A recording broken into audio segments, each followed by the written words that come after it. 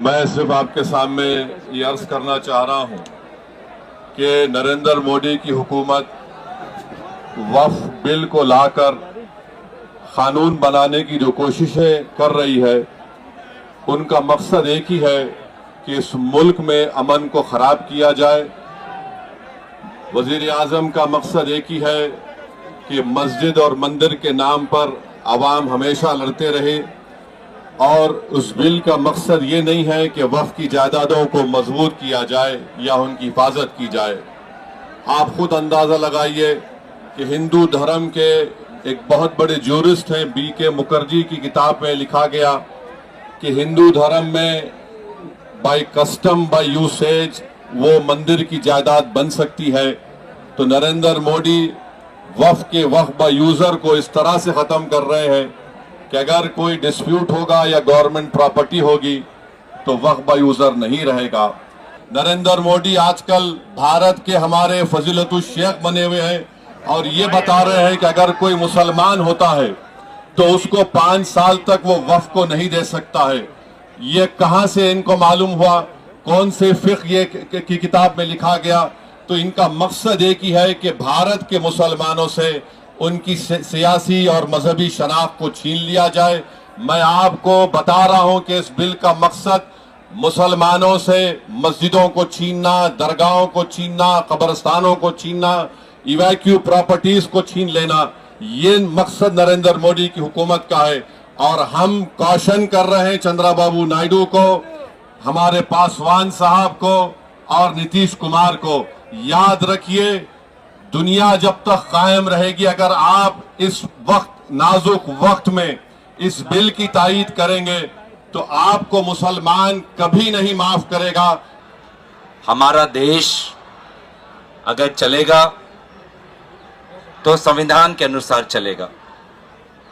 हमारा देश अगर चलेगा तो भारत और हिंदुस्तान की वो पुरानी संस्कृति जिसमें हम अमन, चैन और भाईचारा को तवज्जो देते हैं, उस आदर्शों पर चलेगा। और आज हम सब समाज में मिलजुल कर शांति में जीना चाहते हैं, अमन के साथ, भाईचारे के साथ, सद्भावना के साथ जीना चाहते हैं। हम सभी के धर्मों ने सिखाया है कि धर्म का अगर पालन करना है तो औरों के धर्म को भी सम्मान करना पड़ेगा। ये है हमारी धर्म की सीख कि कोई भी इंसान हो, अगर उसको एक अच्छा इंसान बनना है तो दूसरे के प्रति भी उसके मन में श्रद्धा और उसके मन में सम्मान होना चाहिए। लेकिन आज इस पुरानी संस्कृति के विपरीत डॉक्टर बाबा साहब भीमराव अंबेडकर की दी हुई संविधान के विपरीत वर्तमान सरकार काम कर रही है।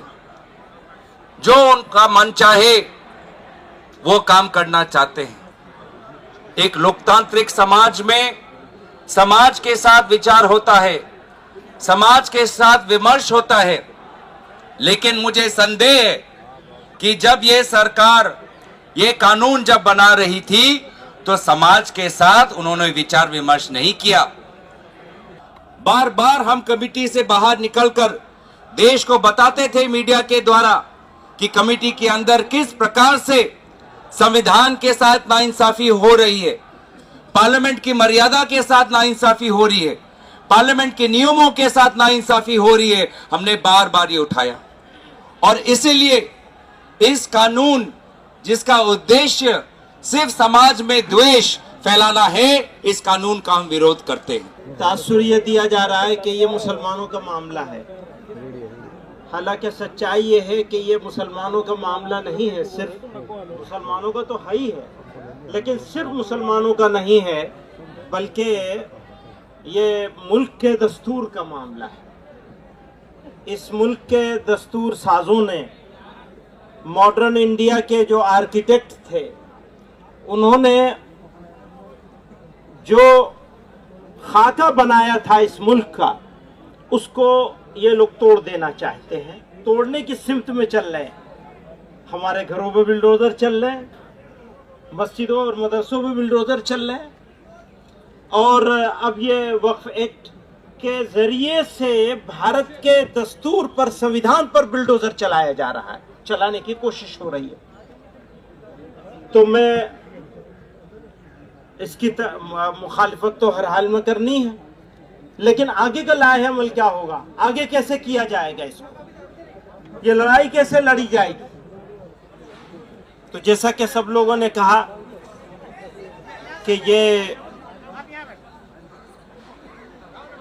शुरुआत है, तो जब किसी चीज की शुरुआत इतनी खूबसूरत हो तो उसकी जवानी और उसका शबाब कितना खूबसूरत होगा। मुझे हमारे सिख समाज के जिम्मेदार, मैं उनको मुबारकबाद देना चाहता हूं, और यकीनन ये लड़ाई सब लोगों की है, और अगर इस लड़ाई को अकेले अकेले लड़ा जाएगा तो हो सकता है थोड़ी दिन के लिए वो जीत जाए, लेकिन एक बात का यकीन है, मैं अपने मुसलमानों से और फिक्रमंद सिटीजन से, भारत के जो लोग चिंता में है कि ये भारत जा कहाँ रहा है, बनाया क्या जा रहा है, ये जो मेजोरिटोरियन स्टेट बनाने की कोशिश हो रही है, इसका बेहतरीन जवाब है जो इन्होंने कहा है कि यह अकलियतों की अक्सरियत का मुल्क है, और हमें नहीं जमा होना है, बल्कि हमें अपने साथ और भी सबको जमा करना है। एक बात यह है। दूसरी बात यह है, हर लड़ाई के लिए कुर्बानी की जरूरत होती है। आप लड़ाई लड़ेंगे और आराम से बैठे रहेंगे, काम नहीं होगा। और जो बात उन्होंने कही, इन्होंने कही कि बस इनफ, बहुत हो गया, तो कुर्बानी देने के लिए हमें तैयार होना चाहिए। मैं मेहमानों का वक्त नहीं लूंगा, मैं तो अंदर का आदमी हूं, मेहमान नहीं हूं। बहुत सारे मेहमान यहाँ मौजूद हैं, तो मैं एक शेर पे अपनी बात खत्म करना चाहता हूं। ये आगे का अज़्म है हमारा। थोड़ी तकलीफे रसन, कलीम माजिद मरहूम ने कहा था, थोड़ी तकलीफे रसन फिर थोड़ी सी तकलीफेदार। रसन कहते हैं जेल को, तो अब सिर्फ सड़क से काम नहीं चलेगा। थोड़ी तकलीफे रसन फिर थोड़ी सी तकलीफेदार, उसके बाद है दोस्तों आराम ही आराम है। आज के इस मौके पर मैं अपने नेता आदरणीय अखिलेश यादव जी और अपनी पार्टी समाजवादी पार्टी की ओर से आप सभी को यकीन और विश्वास दिलाने आया हूं कि समाजवादी पार्टी आखिरी सांस तक इस बिल के खिलाफत में लड़ेगी। ये आपको यकीन और भरोसा और विश्वास दिलाना चाहता हूं। बिल के इंट्रोडक्शन से लेके, जेपीसी से लेके, जहां जहां तक ये बिल चला और जहां तक ये बिल जाएगा, चाहे संसद में दोबारा आए, चाहे न्यायालय तक जाना पड़े, हर स्तर पर समाजवादी पार्टी आपके हर फैसले के साथ मजबूती से खड़ी है साथियों।